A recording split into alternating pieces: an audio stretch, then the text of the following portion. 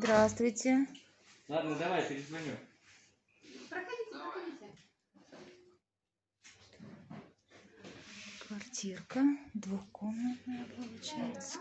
Ванну под ремонт, конечно, там сразу. Что-нибудь оставляете при переезде? Ну, холодильник, стиралку заберем, ну так, максимум там кровать как-нибудь. Детские кровати, можно. Остальное все, в принципе, не нужно. Такая вот Здесь на море, раздельная. да.